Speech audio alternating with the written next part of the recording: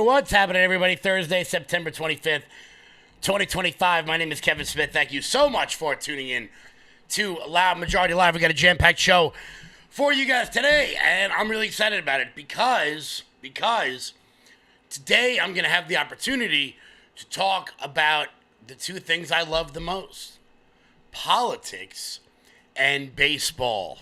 Yes, that's right, politics and baseball. I'm also going to get the opportunity to talk about someone I don't like, involved in baseball and now apparently in politics, as the New York Mets announcer Gary Cohen has really stepped in it by not being able to keep his mouth shut. Now, many of you have no idea who this man is and don't care. I'm bringing this to you for a larger reason.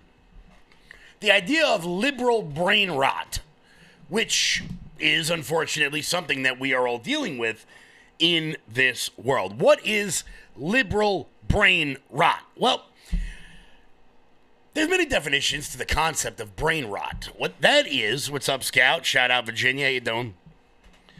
Liberal brain rot is when you grow up in a metro area and you cannot really understand people who don't live in a metro area. Now, of course, Gary Cohen no longer lives in a metro area.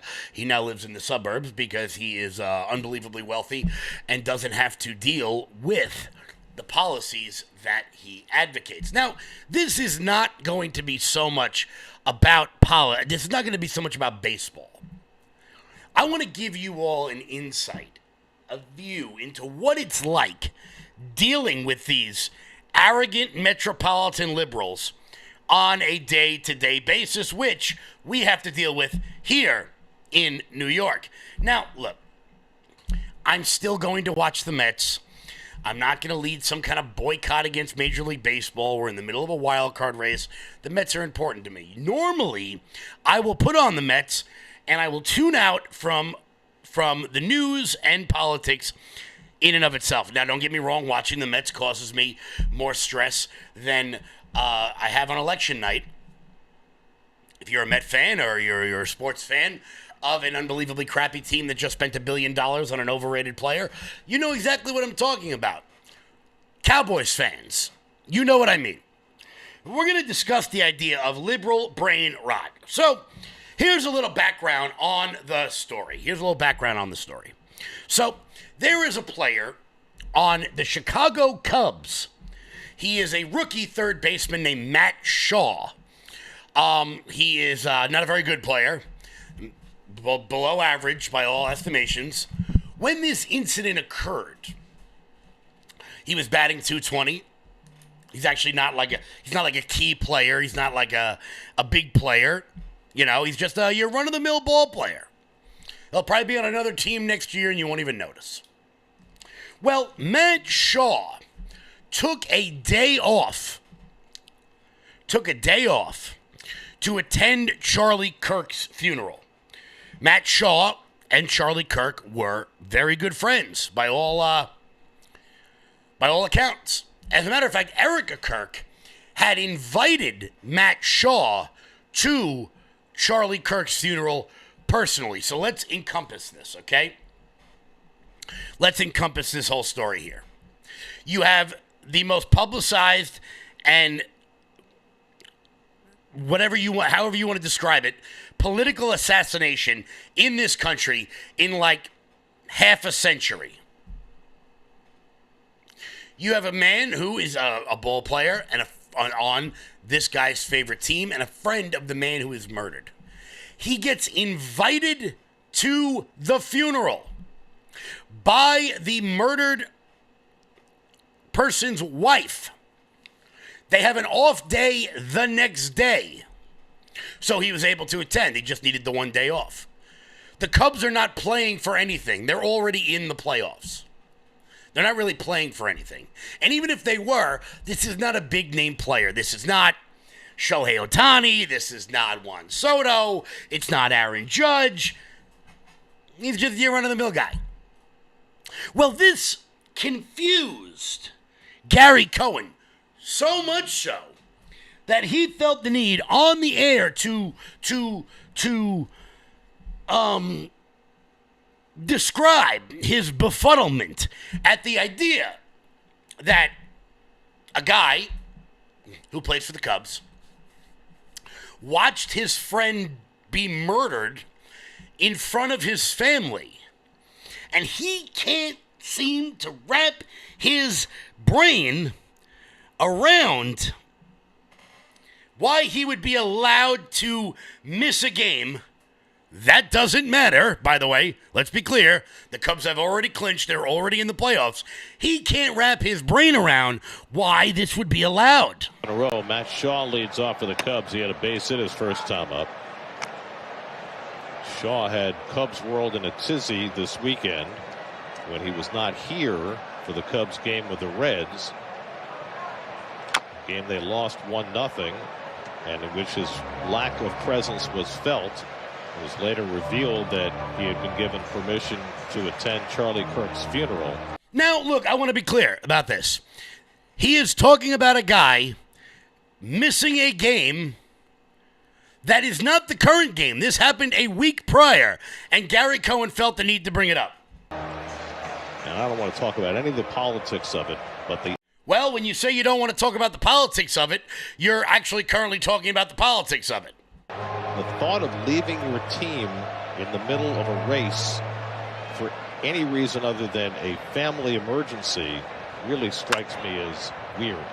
It's unusual. I think it's unprecedented, at least from my experience as a player. And I think it made it a little bit more unusual that it was not revealed until after it came to issue, because he was thought to be in the dugout and maybe available, and then was not.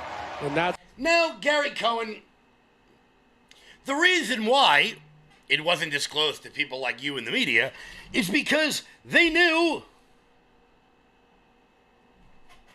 that people like you would be befuddled by this. They would be very confused at the idea that a guy just watched one of his friends get murdered in front of his wife and children, had been invited to a wake, a funeral, a memorial, to see that wife who invited him. Gary Cohen finds this incredibly weird. And Todd Zeal says something like this is unprecedented. He's never seen it before. But wait. Let's go into the way back machine. Let's go into the way back machine, everybody. Let's go into the way back machine all the way back to August 27th, 2020. What happened that day? Well, the New York Mets, in a game that was being commentated by those two people, Todd Zeal and Gary Cohen, watched the New York Mets and the Florida Marlins walk off the field. But why did they walk off the field? Well, they walked off the field to honor George Floyd. Princeton announced as the leadoff hitter for Miami. And all of the Marlins and Mets have come out of their dugouts.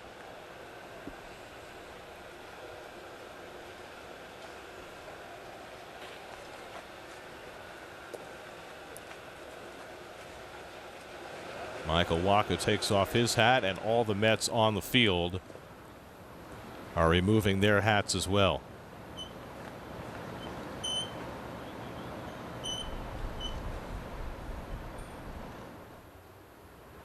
I want to be clear, we're having a moment of silence.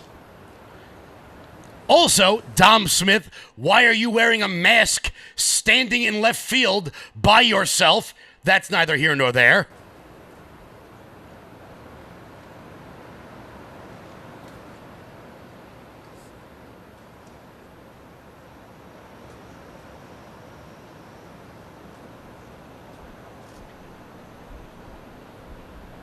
Now, some of you may be wondering why this moment of silence is going on for so long. Well, luckily, Gary Cohen, keeping the politics out of this in a, quote, unprecedented moment, is about to tell you why.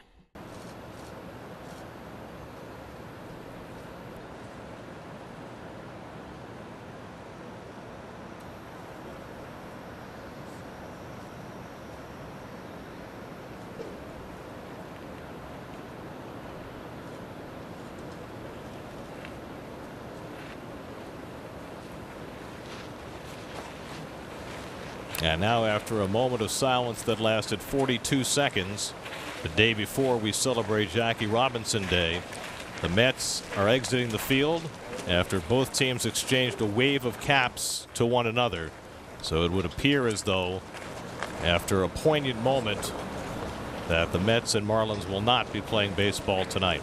Oh! Oh!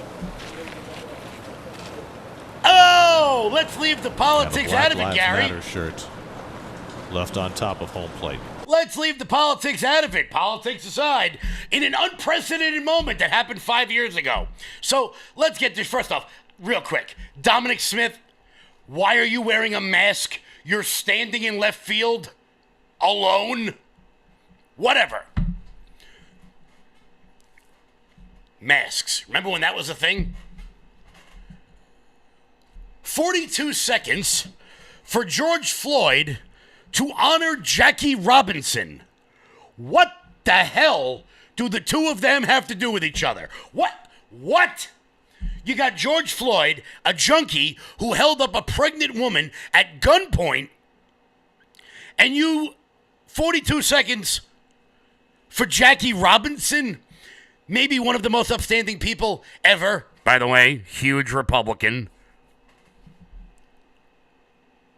Maybe one of the most upstanding people ever, broke the color barrier. We know the story. In an unprecedented move. So Gary Cohen, I want to be clear, has never seen this before.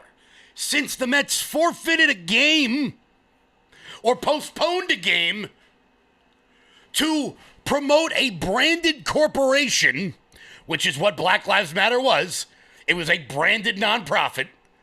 A 501c3, a tax-deductible organization in which all of the leaders ended up buying incredibly gigantic houses in the middle of mostly white neighborhoods.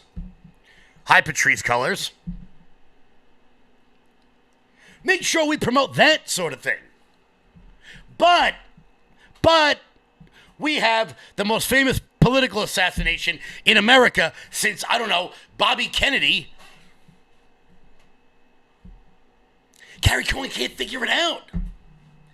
So the Mets forfeited or postponed, whatever you want to say, a game to honor the life of a junkie that they didn't know.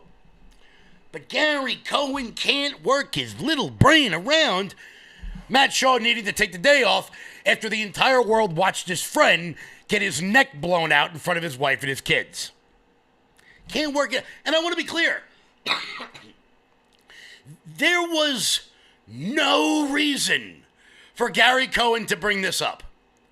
Matt Shaw missed a game a week prior against another team and was in the game he was commentating on about the fact that he missed the game the week before.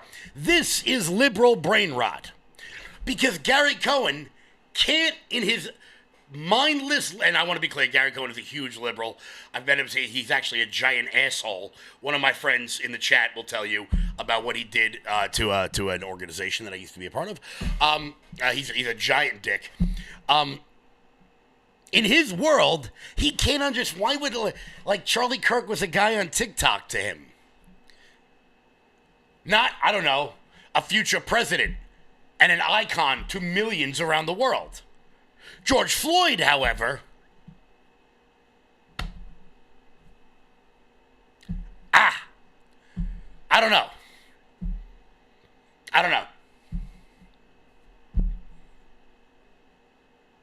That is the liberal brain rot. Now, of course, Matt Shaw handled this with grace and composure because he's not an asshole like Gary Cohen.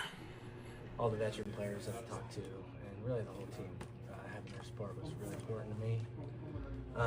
And then, I mean, Charlie, he was, he was someone that I met at the apartments in Arizona where I lived, and then someone who was one of the biggest Cubs fans I ever met. And he texted me after every game, great win for the Cubbies, and he was super, super supportive of us, and obviously someone who's really faithful. So we connected on that front as well. But yeah, I mean, his wife Erica had texted me asking me if I would come to the funeral, and I felt as though it was something that was really important for me to do. Are you concerned about the backlash, because there is a lot of politics involved with this? Yeah, I mean, absolutely. I'm not concerned at all. No, my connection with Charlie was through our faith. That's something that drives me every day. That's the reason why I'm able to do what I do every day, and that's something I'm extremely thankful for. Handled it with absolute grace. Now, Matt Shaw is a better man than I am. I probably would have answered it differently. Maybe it's because of where we're from. We're from different places, and us New Yorkers, we like to be a little bit more blunt about things. But it didn't end there. It didn't end there because naturally, for those of you who aren't familiar with New York sports, the moment something happens in New York sports, everybody picks up their phone and they call into WFAN. That's what they do here. And there's a show in the morning, Boomer and Gio in the morning, Boomer Esiason and Greg Giannotti, one of the biggest sports talk radio shows in the world. It's the show I grew up watching when it was Boomer and Carton. I've said it numerous times on this show. Craig Carton is an idol of mine. It is where I get the sort of personality and the zest to do a show like this one. I didn't grow up watching Rush. I didn't grow up watching Hannity or listening to Imus. I grew up watching Craig Carton and Boomer Esiason. Boomer Esiason,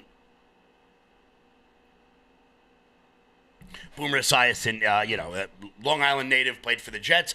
They answered this correctly, like a normal person, because they are not rich white liberals who think that the world revolves around them. I quite frankly didn't like his commentary, and I'm not going to now dislike Gary Cohen over it, as he's a great broadcaster. He's been a part of my life for a long time. I thought it was completely unnecessary, and it just felt like, Gary Cohen's whole life is baseball, and baseball is a very serious thing for him.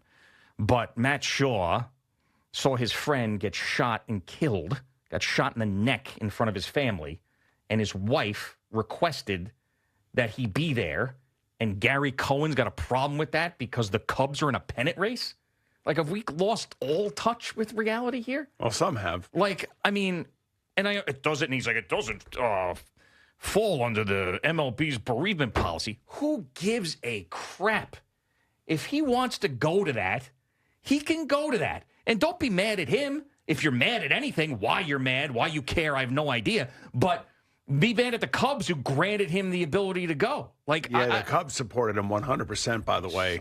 Because, I saw the interview with him, and he was talking about how he was friendly with Charlie Kirk because they lived in the same area, and there are a couple of pictures of him and Charlie Kirk together. And, of course, if Erica Kirk is reaching out to him, I mean, what are you supposed to do? So, it was swarmy, 100%, but it is what it is. And he went, and it didn't hurt anybody. And he went and honored his friend, and he felt a real conviction to go and do that. And nobody should have a problem with that. Yeah, I mean, and also, when you say, I don't want to get into the politics of you it. get into the politics with it by saying that. Like, Charlie Kirk was a political figure. I mean, there's no two ways about it. So you're bringing that up because of that. Now, let's say we didn't know who Charlie Kirk was, and Matt Shaw was friends with somebody who got shot in the neck and killed in front of his family. Would Gary Cohen have a problem with that because he doesn't know the person who got shot and killed in front of his family? Or is it just because Charlie Kirk had a political platform that Gary Cohen disagrees with, so now it's weird that a baseball player goes over there? I just think I think what you have to do is you have to put yourself in the situation at hand, that if it were one of your dear friends who got shot and killed in front of millions of people, including his family, and then his wife reaches out to you to come to that funeral, what would you do if you were Gary Cohen and you were in that situation? What would you do? He'd probably go, well, are we in the middle of a pennant race? But that's the point. Like you have to put yourself in that situation. You have to ask yourself that question. It's like there's completely unnecessary commentary from a baseball play-by-play. All right. But he's still our guy, and we're still going to love him, and we love what they do, and he's very good at what he does. Of course, I'm not. But he just went, and he probably felt the need to say that for some reason. Well, yeah, he was eating at him. Yeah, he's eating. And that's the point, Gio. That's the point. By the way, Gio's great. That it was just eating at him. He just couldn't. He just could. He had to get it out of him. That is the liberal brain rot right there. That is why we are in the position that we are in. That entire story that I just spent 23 minutes explaining to you is how we got to the point in this country where people can see written on bullets, fascist catch, anti-ICE, and still, I don't know. I don't know what the motive could be. I don't know. I don't know. What could it be? What could it be? What could it be? Maybe it was gamer culture. Maybe it was Nick Fuentes. Maybe it was, I don't know what could it be. Maybe the shooter in Dallas was actually aiming for the migrants because he was anti-migrant. No. It turns out, dumbasses, it turns out this was an exact copycat killing of the Charlie Kirk event. As a matter of fact, MSNBC today had to read out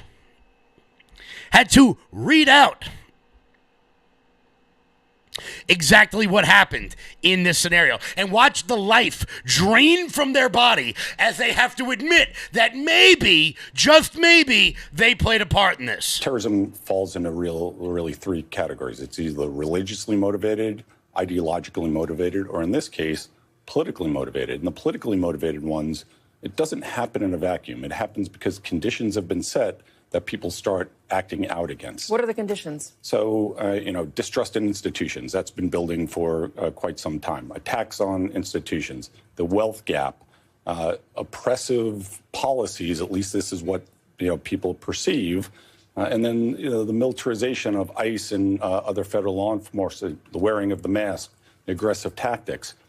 So the people who are starting to act out against this feel it's their only recourse. Again, this is predictable. We see this happening throughout our. Oh, here's this schmuck again from yesterday who's like befuddled. Oh, maybe this had all the hallmarks of the Christchurch shooting in New Zealand. It's basically the same thing as that, so really it's right-wingers' fault. History and in other places as well. So, we can tone down the rhetoric, and that's the right message. But you also have to start looking at what policies you've implemented, what tactics you're using, because if you tone down the rhetoric, but you leave those other pieces in place, nothing's going to change. So I wonder, though, this is the shooting and killing of Charlie Kirk was about 2 weeks ago. And then right before that, again, a month before that, was the shooting and killing of kids and others at a church, school church. Then you have the healthcare CEO a year before that. By the way, the judge dismissed the terrorism law charges here in New York. So that kind of is something we could discuss. But it feels like it's getting more frequent. Tensions are certainly very high. How do you stop the next person from doing this? Or what are you doing right now if you are law enforcement and you're trying to make sure that this is the end of this sort of politically motivated violence? Well, the first thing is you take the underlying drivers away, like we talked about. First of all... Or how do you spot it? Who are you looking at right now? The trouble with domestic terrorism is it's different. You cannot go after people just because of their First Amendment protected rights. You can't go after them for their speech because they're gathering in protest. Oh, wow. Suddenly that turned real quick. But maybe the media does bear some responsibility in this. But they won't.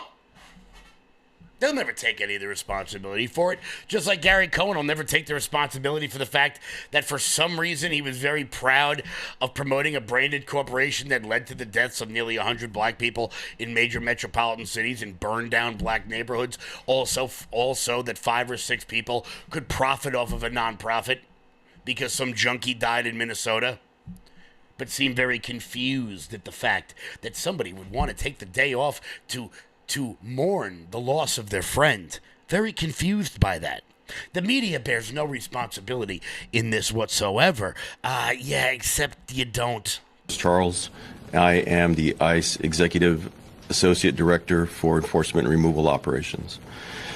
The attack on ICE's Dallas field office yesterday was tragic. And while our hearts and prayers are with the family of the detainees who were shot, the evidence is clear that this was intended as an assault on ICE personnel who come to work every day to do their job. Violent rhetoric has led to over 1,000% increase in assaults on ICE officers, and it has to stop. In contrast to those who would demonize our men and women, yesterday our brave officers ran back into danger, along with ATF, our partners, to save the detainees while shots were still being fired. Those ICE officers just showed the world who they really are. Law enforcement officers who want the best for our country. That's ICE. Integrity, courage, excellence. They were willing to put their lives on the line to pull detainees out of the transport van to get them to safety.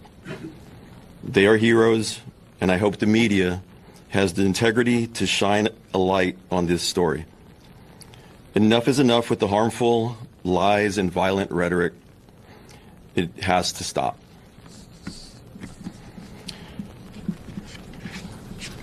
The shooter used the ICE tracking apps.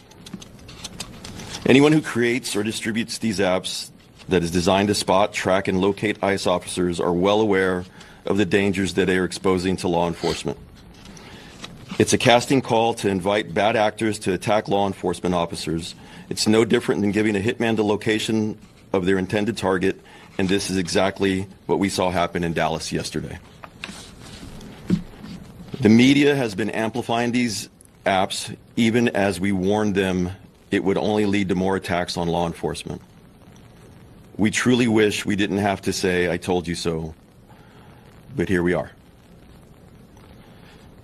ICE continues to prioritize the safety and security of our personnel, detained aliens, and facilities.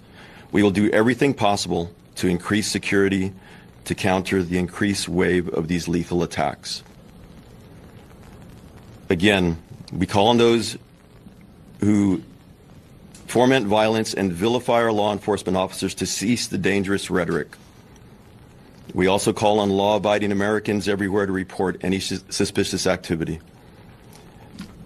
But what is he talking about? What is he talking about? The media amplifying the ICE tracking app. What does he mean by that? He's endangering the First Amendment in America. Freedom of the press. You can cover whatever you want. No. Turns out, after this ridiculous app was created, in which regular citizens can inform lunatics of where ICE is going to be, when their operations are, how they're moving. When some lunatic created this app, CNN promoted it. The Trump administration steps up ICE raids and mass deportations. One tech developer is pushing back with an app designed to track ICE activity in real time. It's called ICE Block, and it's controversial to say the least. CNN's Claire Duffy is with us now. How does this work, Claire, and what are the legal implications? You know, just in case anybody watching it wanted to learn how it might work, John Berman of CNN brings on some chick you've never heard of to explain it to you. Yeah, John, I talked with Joshua Aaron, who is the longtime tech worker who developed this platform, and he said he really wants it to be an early warning system for people about the location of immigrations and customs enforcement officers. Oh, what could possibly go wrong from that? So he says he does not want people interfering with those officers' activity, but he does want people to be able to avoid them altogether if they want. So you open the app, it looks like a map, and users can tap the map to report an ICE sighting in their area. And then everybody who uses the platform within 5 miles of that sighting will get a push alert. This is a free iPhone app. It is anonymous. Aaron says he doesn't collect any user data. Who gives a shit about the user data? Like, What could have possibly went wrong from CNN to, admittedly, their ever-dwindling audience, from letting the world know that this thing exists? So if you download this app on your phone, within a 5-mile radius, you will get an alert of when ICE is doing an operation. I don't know. Maybe that might give you enough time to go up on top of a building with a rifle if you know that they just picked people up and wait for them to drive back to the ICE detention facilities. Are you out of your mind? But still, no motive. No motive. We can't figure it out. CNN still befuddled, still confused, still not really sure. Well, who knows? I mean, sure, he wrote it on the bullet, but, that could mean other things. I just want to play one thing for you, Julia, just because some of the things you're saying about motivation and the questions people have. J.D. Vance, the vice president, is out there talking about what he thinks the potential motivations are. And I want to dissect this with you because obviously it's the vice president. In Dallas, Texas, an ICE facility, an Immigrations and Customs Enforcement facility, was opened fire upon by a violent left-wing extremist, a person who wrote anti-ICE messaging on their bullets, and there's some evidence that we have that's not yet public, but we know this person was politically motivated. They were politically motivated to go after law enforcement. I'm playing that for you because he says it's information that's not yet public, and what are you going to be listening for in the coming days? That's exactly right. So it's a very nuanced distinction. Someone can perform something that is politically motivated, in this case, unjustifiably, targeting an ICE facility, but not be aligned with a political movement. If the White House and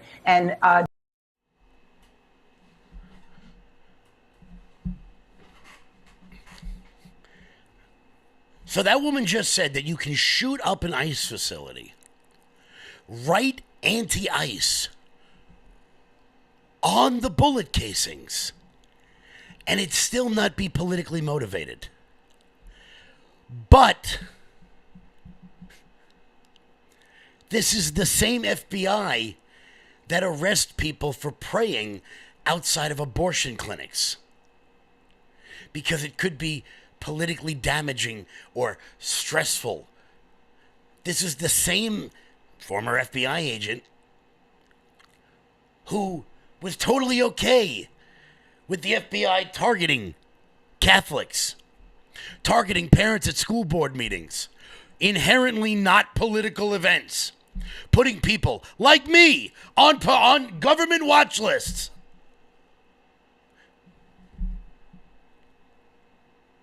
There's no way, on some level, there's no way these people can be that dumb. This has to be on purpose. There has to be something going on where they're like, we just don't care anymore.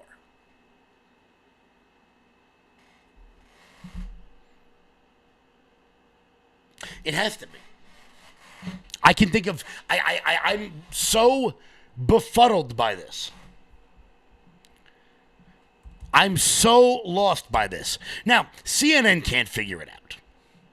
CNN can't figure it out. Of course, it turns out that maybe that woman on CNN just didn't know, at which point you don't go on TV and talk about an active shooting like that.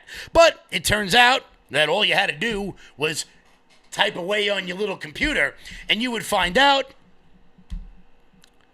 that in the days leading up to the event, the shooter, Joshua John, had searched for the Charlie Kirk shot video numerous times and ballistic information in the days leading up to the attack. Agents also discovered that he had downloaded a document titled Dallas County Office of Homeland Security and Emergency Management, which listed DHS facilities between August 19th and August 24th. John allegedly searched apps tracking the presence of ICE.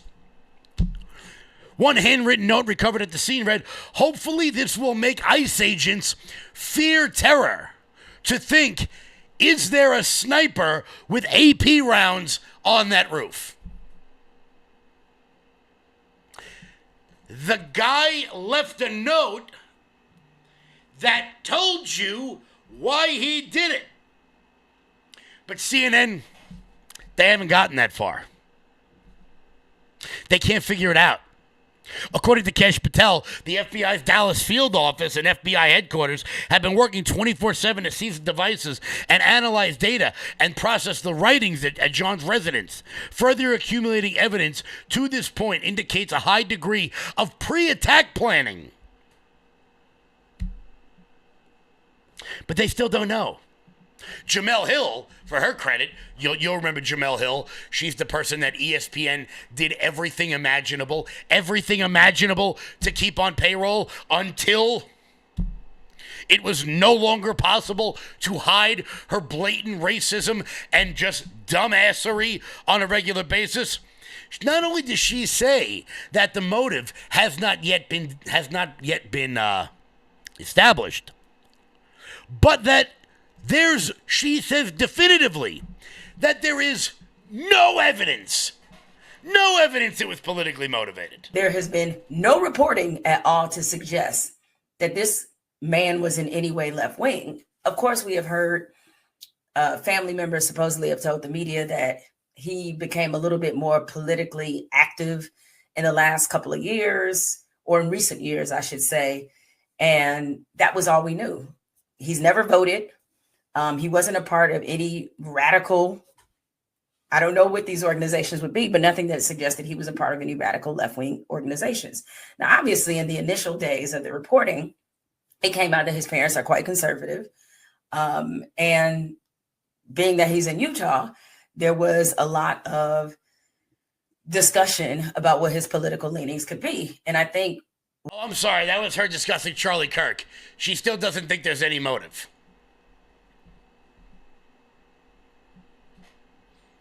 This is your media now, guys. I think she works for The Atlantic.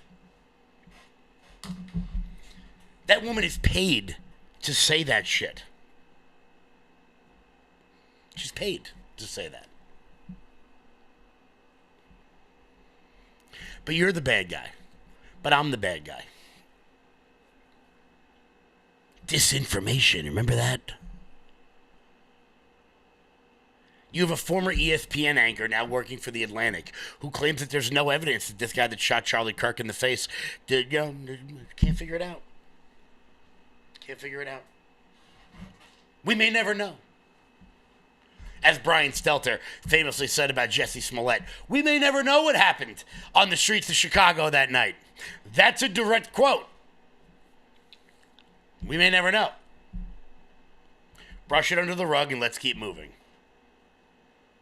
That's what they want people to do. But this isn't going away. In fact, it's only getting worse. In the last 3 weeks, there's been 3 left-wing terror attacks. You had the Charlie Kirk assassination. You had the shooting of a Sacramento ABC affiliate following the 4-day suspension of Jimmy Kimmel, with a note left behind for Pam Bondi and Kesh Patel that they were next. And now you have some radical left-winger out there shooting at ICE facilities that say anti-ICE on the bullet, and these Democrats, they can't figure out what's going on. They have no idea. They're just left in bemusement. Completely befuddled. Maybe, I don't know, we played it on yesterday's show, maybe language like this from Gavin Newsom might not be helping. That's happening in the United States of America. Masked men jumping out of unmarked cars, people disappearing, no due process, no oversight, zero accountability, happening in the United States of America today. People ask, well, is authoritarianism, you're being hyperbolic? Bull, we're being hyperbolic. If you're a black and brown community, it's here in this country. And so I'm deeply proud that I had the privilege of signing the nation's first bill to address the issue of masking. Also to require, you have simple identification, to your point. I mean, if some guy jumped out of an unmarked car in a van with a mask on, tried to grab me, I mean, by definition, you're going to push back. And so these are not just authoritarian tendencies. These are authoritarian actions by an authoritarian government. You saw what Stephen Miller said last week.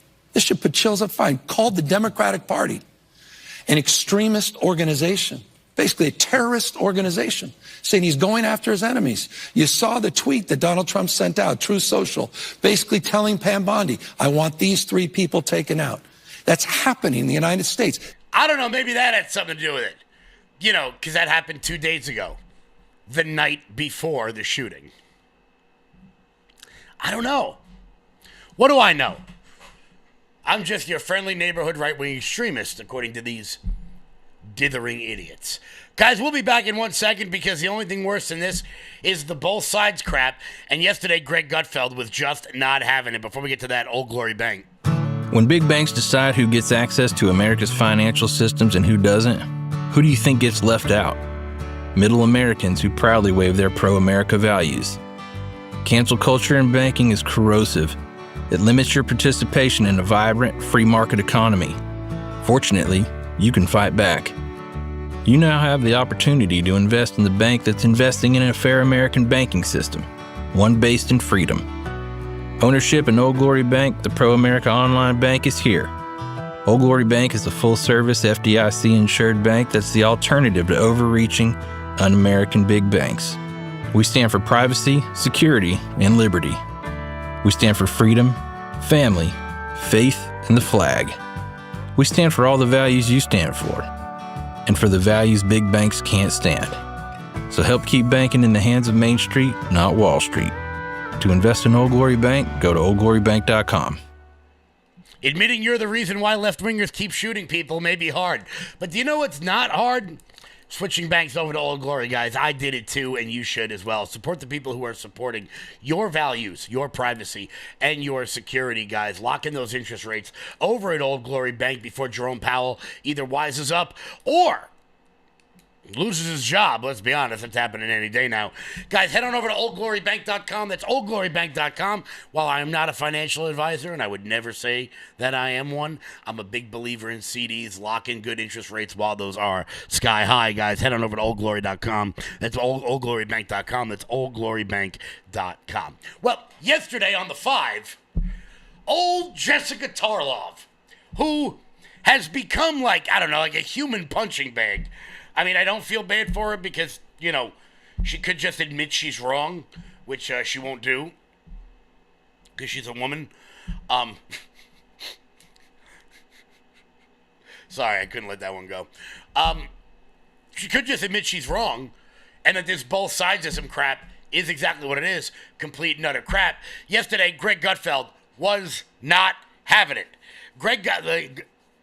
Luckily, we know people at the FCC, or Greg Gutfeld would have no money. He curses on television so often these days. Here was that exchange. Nazis, you've never done that, but there are people in your party that have done that. Do you think that's responsible? Listen, I think that fascism and fascist is a very special category of people, and you should use it when it's really applicable and sparingly, because then people will believe you when you say it. And it has become too common to hear words like that. And that is a both sides problem. And last week we went through the litany of times that Donald Trump has used that rhetoric, and the fact that he came out after Charlie Kirk's tragic assassination and said the radical left did this. And then we heard a chorus of "we are at war." And that does permeate the entirety of American society, that they hear that from the top. We don't know garbage. that much. That is absolute garbage. It is. Continue. When something terrible happens Greg, when somebody gets murdered, you're saying, how dare you be enraged by it? Continue. No, what I say is, how dare there is no, you I'll give you the both. blame No, Jessica, I'll give you the both sides. Greg, why don't I you agree let with me you. finish? There We is did both this sides. just a week On ago. one hand, you have the hard left, and on the other hand, you have the left. Why are you They're both sides of the same coin. Because you walk into this room and you're not reading it. There is no both sides. You don't have the evidence for that. That's not true. You Who can't shot up say the that Donald CDC Trump and says killed this. someone? You guys act on You it. also- You guys act on it. We don't. What do you want? What do I want? I would like to talk about the specifics of who Vance Bolter actually was, since we fought about that last time, because you make it out as if this was just that he knew Melissa Hortman. Let's focus on this thing now. I'll destroy you on that later. But focus on this now. Fine, You want to go back? Focus on this now. This looks like a kid that was inflamed either by the leftist cabal or maybe he used his own eyes. And maybe he saw what's going on. Maybe there are people in his community who are being picked up by people from ICE. Maybe he saw raids at Home Depot. Or maybe he did hear J.B. Pritzker. He seems like a Morning Joe viewer to me, right? Someone who had tuned in, saw Hillary Clinton, and then went out and grabbed his gun. The common denominator in all of this is that we have young men, usually young white men, who have access to these guns and are carrying out these tragedies. They are nihilists. They live online. And again, do you think it's normal that people are writing on casings anti-ICE? They think that it's a joke. You look at Tyler Robinson's text messages with his roommate and partner. It reads like a joke. They just wanted us on Fox News to have to be able to read that stuff out loud. He even said it in the messages. So I get it. You're amped up. I don't think that I said anything worthy of that level of explosion. Your rationalization of both sides is you have to understand. Since Kurt's death, there is no both sides anymore, Jessica. Why did the DOJ take down the study that showed how much right-wing extremism? What study was that? Which one? The one in The Economist that was sponsored by a group run by a guy in Antifa? That study that has been discredited by the Federalists? You're walking down a really bad alley right now. Federalists? Yes. I actually did see, Jessica, I did the deep dive on that study. That study was authored by a project that was run by a guy who says he was an Antifa. That is why that whole thing has been scrubbed, okay? It's real simple. You label someone a fascist or a racist or a Nazi, it makes you free to attack them, and that has been the ideology from the start. It's weird. So why? No. Let me talk. Trump does it. What? Just tell me why it's okay. I'm getting there. I'm getting there. Great. I'm enjoying this. Okay. You won't be for long. The left calls Trump a hate monger. They have called me a hate monger because I ridicule the left. I ridicule protesters. I ridicule academia, Hollywood, the news media. I make fun of The View every day. I make fun of the UN. Guess what? No one acts on the things that I say because my side doesn't do that. We say people are stupid. We say people are wrong, but we don't say they're evil. That is your game, okay? And then you come and you say, okay, man, this is a mentally ill loner. Well, who do you think does this stuff? It's not Ben Affleck. It's not Tom Brady. It's not even Carrot Top. People who do this stuff are always that way. The question is, who points them in that direction? Why pick ICE? Why pick Kirk? Why target TV stations that put bombs under Fox trucks? Huh? Why vandalize memorials? Why kill kids in Catholic schools? Two things can be true. A person can be mentally ill, and you can be guiding him to that place in his life. That is how brainwashing works. I could watch that shit all day. I could watch that all day. I wish I had some popcorn around here.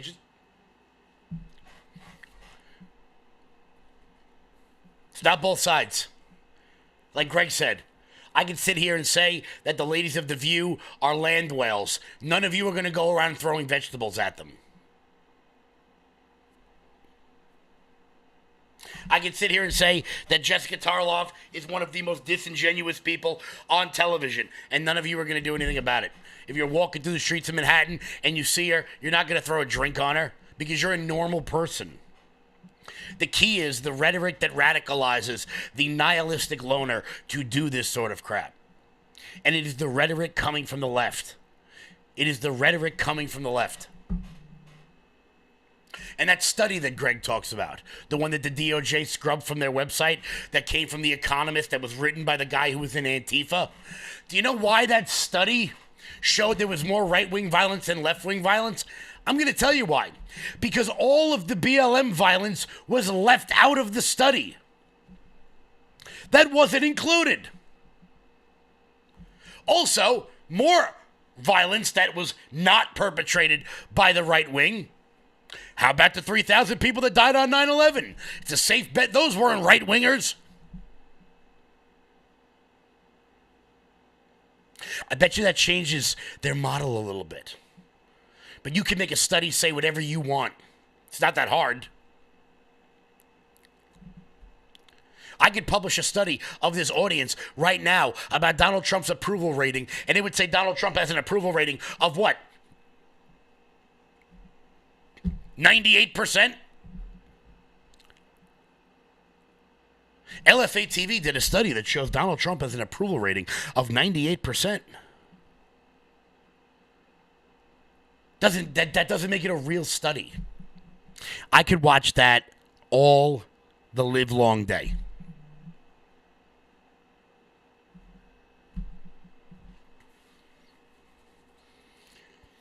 And look, I know times are weird right now. I know they are. I know that people are worried about left-wing violence. But that doesn't mean we stop. 2 nights ago, Michael Knowles went out on a college campus at the Turning Point USA tour. Last night, Megyn Kelly went out on the Turning Point USA tour. We win by not stopping. We win by being courageous in the face of this violence. I literally just got a text message from Brandon Strzok about setting up a debate table at Foley Square on October 5th. Literally, while that clip was running. We win by not stopping. That's how we win. We win by calling out people like Gary Cohen, who for some reason felt the need to discuss a guy going to his friend's funeral because he doesn't agree with his politics. That's how we win. We never stop pushing because the left never stops pushing. Guys, we'll be back in 1 second. Here's Jeremy. Hey everyone, sorry to barge in like this, but I do want to talk to you about this opportunity for 45% off of everyday dose coffee. And this isn't just your regular coffee, folks. If you're like me, you love your coffee routine. I've loved my coffee routine since I was probably 16 years old. Unfortunately, as I've gotten older, some of the coffee that I love doesn't love me back and does cause bloating, does cause jitters, can only drink so much a day, and there's really only so much I could do with it. Now, everyday dose is known as Coffee Plus Benefits.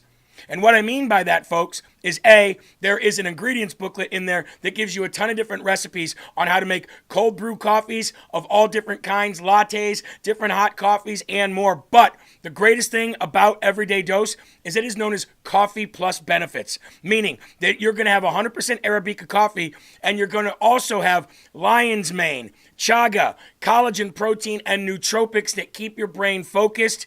No jitters, no heart palpitations, and a ton of different recipes. And you're going to get a frother, a tumbler, a box set with a bunch of different gifts in it, an ingredients booklet for recipes, coffee, and more for only $27, folks. 45% off by going to everydaydose.com/LFATV. That's everydaydose.com/LFATV. Why not expand your experiences with coffee? That's everydaydose.com/LFATV. Guys, head on over to everydaydose.com and use promo code LFATV to get 45% off. We win by never stopping. That's how we win. We win by highlighting the people courageous enough to do the thing. To say the thing out loud. I have spoken to young people all over this island, all over our little island in our little corner of the world, who are ready to get involved, who are ready to get motivated, who are ready to amplify their voice. And I cannot wait. I cannot wait to get the things in order to give them the opportunities to do that. Do you know why? Because there are people out there, there are kids out there, there are young people out there willing to do the thing. Like this 8th grade girl who refused to play on a volleyball team because she was forced to change next to an 8th grade boy. She found out from other parents, she says, when AB started identifying as a girl on campus back in junior high, and even went to the school herself to ask why they were allowing that without her knowledge. But she says eventually she had a change of heart. Shoot, they're protecting the kids because of parents like me that we don't understand and we just get upset. She says she felt like she was only hurting her daughter by not letting her be herself. and it was okay for her kid to teach her something new.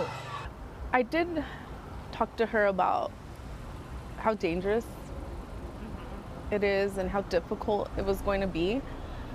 But she's brave. She's brave, and when I seen her courage, it was just like, okay, like, I'm gonna stand behind you. So tonight, when the Chaffey High School volleyball team showed up to play against Harupa Valley, it meant a lot to this family and to the Harupa Unified School District. They share our belief that players are here to play, and kids are kids. We're letting our kids play because that's what they want to do. And after the Jaguars won the match in 4 sets, AB decided it was time to tell part of her story in her own words. They swear I'm like this crazy danger to society, but I'm just a normal kid going to school, playing sports. She tells us she made all of her friends through sports, and that's why she's here. She says she found out from... But kids refused to play. 8 of them did. And it's important to stand up for them.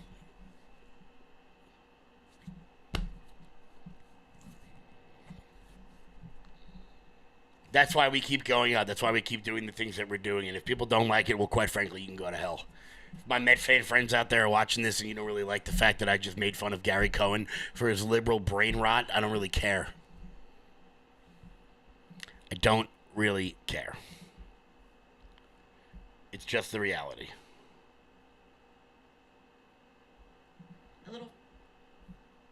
What are you going to do? Things happen.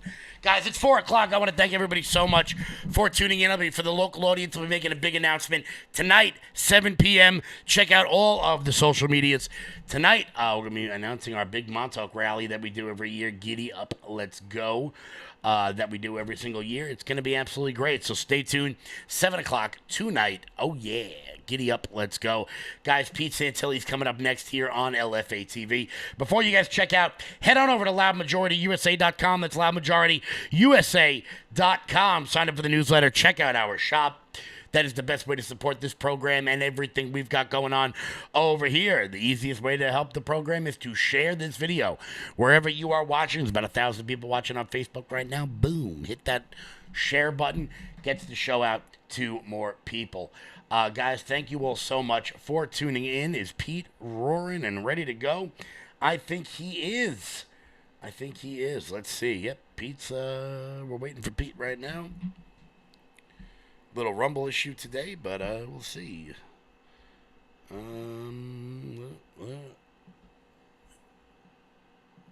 Alrighty, guys, we are going to check out. I'll catch you guys live tomorrow. Stay loud.